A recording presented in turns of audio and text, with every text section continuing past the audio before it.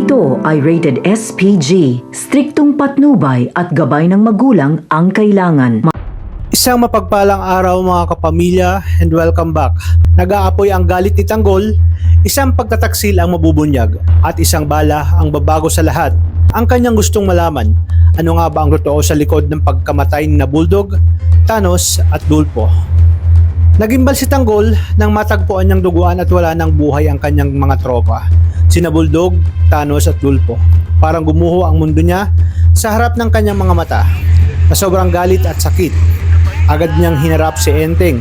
Tinangkapan niyang barilin ito para lang malaman ang buong katotohanan kung bakit tila sila ina-set up sa gitna ng kanilang operasyon. Ngunit lingid sa kaalaman ni Tanggol, si Enteng mismo ang pumatay sa kanyang mga kaibigan. Mariing itinanggi ni Enteng ang lahat. Ipinaliwanag niyang posibleng na-set up sila dahil sa malaking pabuya na patong sa kanilang mga ulo. Pero para kay Tanggol, isa lang ang wisala nito at walang iba kundi si Rigor. Nakatakas si Rigor sa kanilang sagupaan at doon mismo nangako si Tanggol sa kanyang sarili na gagawin niyang lahat para pagbayarin ang demonyong ito. Habang umiinit ang emosyon, biglang tumunog ang cellphone ni Enteng. Tahimik na pinagmasdan siya ni Ramon. May kakaibang kilos, may tinatagong takot. Sinagot ni Enteng ang tawag at alam niyang si Rigor yun. At doon ibinunyag ni Rigor ang kanyang banta. Napapatayin niya ang nanay ni Enteng bilang kabayaran sa kapalpakan nito. Mabilis na umalis si Enteng at sinabing pupuntahan niya ang kanyang ina. Pero nagsimula nang magduda si Tanggol. Sinundan niya si Enteng ng palihim, doon niya nasaksihan ang mas masakit na katotohanan sa bahay ni Aling Mirna. Pinagbubugbog ni Rigor si Enteng at may isa pang utos ito. Kailangan patayin ni Enteng si Tanggol dahil hawak niya pa rin ang buhay ng kanyang ina.